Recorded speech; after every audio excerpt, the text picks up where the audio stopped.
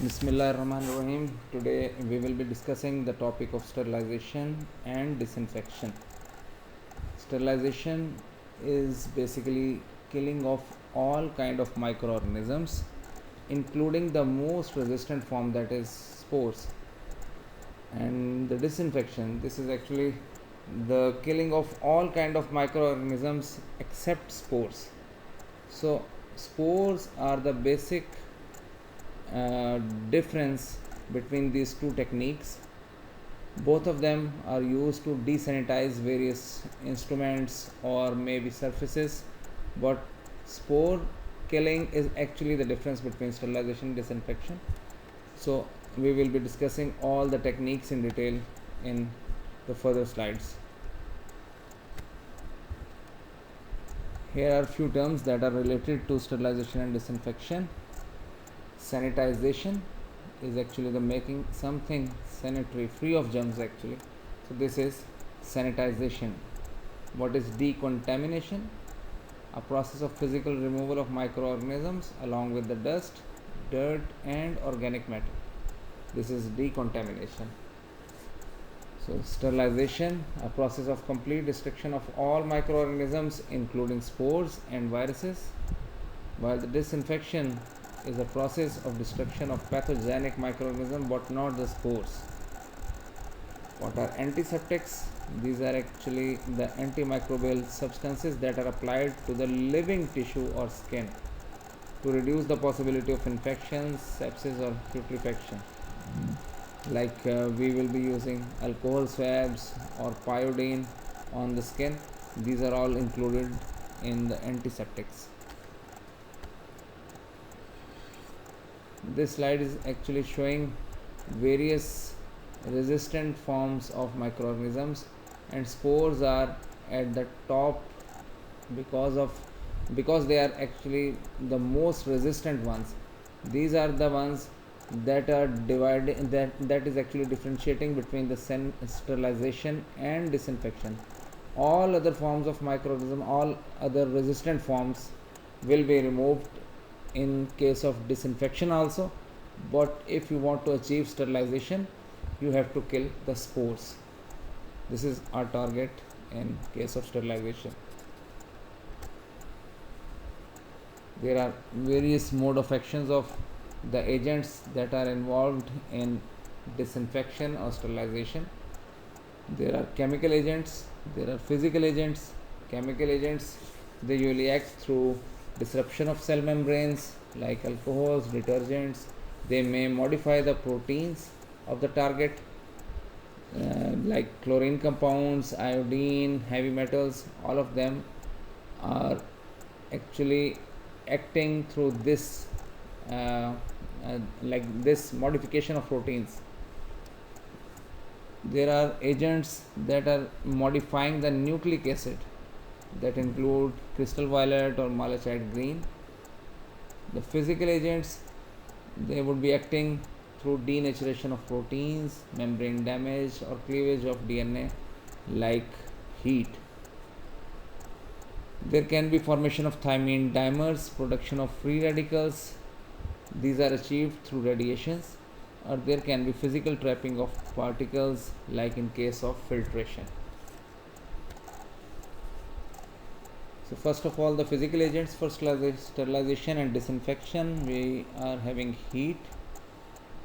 Heat kills by denaturing the proteins, and there can be membrane damage or enzymatic cleavage.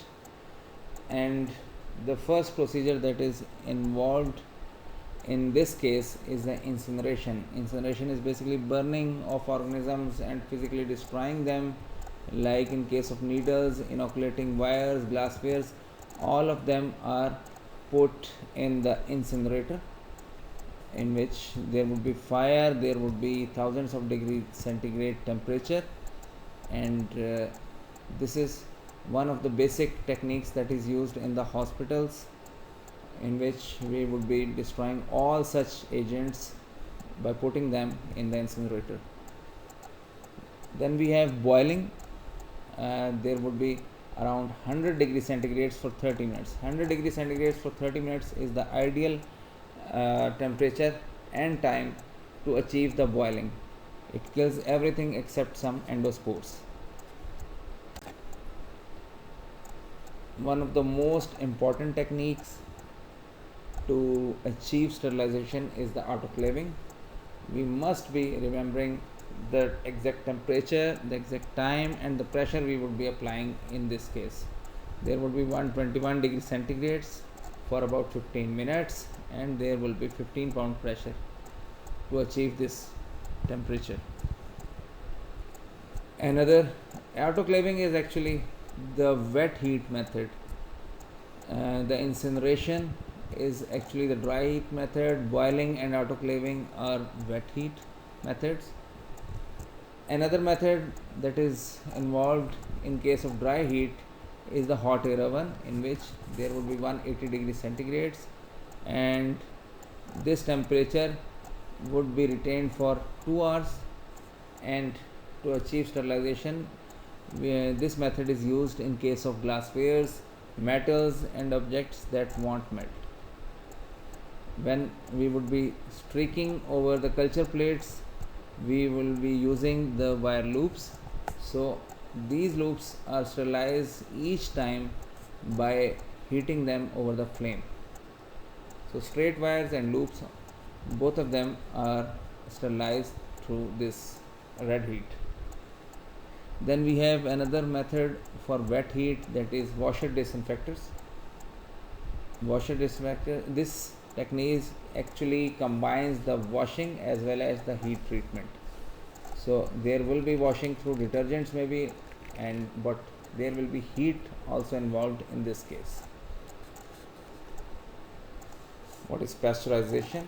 Pasteurization is the use of mild heat to reduce the number of microorganisms in a product or food, but not to increase the temperature to a level to achieve the sterilization. In case of pasteurization of milk, the time and temperature depends on killing potential pathogens that are transmitted in the milk, like staphylococci, streptococci, etc. We are having two main methods to achieve pasteurization. In case of pasteurization, we are not using more heat because we don't want to denature the proteins that are present in milk. So we are having the two main methods, that are batch method and the flash method. Batch method is actually achieving 63 degrees centigrades for 30 minutes, and the flash method includes 71 degrees centigrades for only 15 seconds. Then we are having drying. Actually, in this case, we will be removing all water content from liquid, from a solution. Most microorganisms cannot grow at a reduced water activity often used to preserve food, like in case of fruits, grains, etc. Methods involve removal of water from the product by heat, vaporization, or freeze drying. In all cases, we are targeting to reduce the amount of water that is present around our objects. So what is sterilization? Sterilization is a method in which we will be boiling the media that we are using to culture organisms.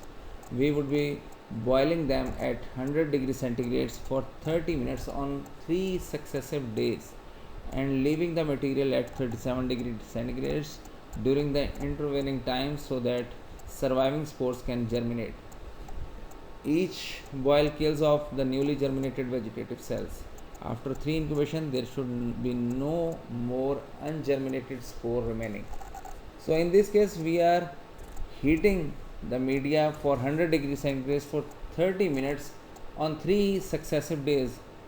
We are supposing that every time we would be heating that media, we will be killing more and more bacteria, and few of the bacteria might be converting themselves into spores, but after heating, the temperature would be coming to the normal. Again, the spore form would be converting itself into the vegetative form. So next day we will heat it again. Many of the bacteria would be killed. Few of them might be converted into the spore form. Again, after cooling that media down, we will be having those spore forms converted into the vegetative form again. And on the third day, we are again repeating the same technique, ensuring that there would be no more spores left after the 3 successive heatings on the 3 successive days. This is candlization. So if we would be comparing the moist heat or wet heat versus dry heat, moist heat requires less heat than dry heat. A 121 degree centigrade for 10 minutes of moist heat is equivalent to about 30 minutes at 200 degree centigrades dry heat. Now the radiations, we are having ultraviolet radiations, we are having X-rays and gamma rays. The UV light act by formation of dimers, addition of hydroxyl group to the bases causing inhibition of DNA replication, kills by production of free radicals, need high dose to destroy the spores. UV used to kill airborne organisms, especially in the operating rooms and in the biosafety cabinets that are used in case of molecular techniques. X-rays have high penetrating power and higher energy than the UV radiations used to sterilize the heat sensitive items such as sutures, surgical gloves, etc. The gamma rays are used to sterilize various hospital instruments like syringes, catheters and plastics. Most of them are sterilized by gamma rays while selling their the disposable forms. The filtration is a standard method of sterilizing certain solutions, especially those with heat sensitive components. The pore sizes must be around 0.2 microns that will retain bacteria as well as the spores, and we can filter various antibiotics, injectable drugs, amino acids, vitamins, etc. In case of the ventilators that are used in intensive care units, we are also having the filters that are used to filter the air coming out of the lungs of the patients.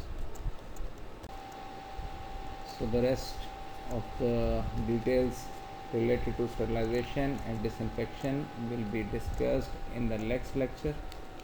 Thank you so much.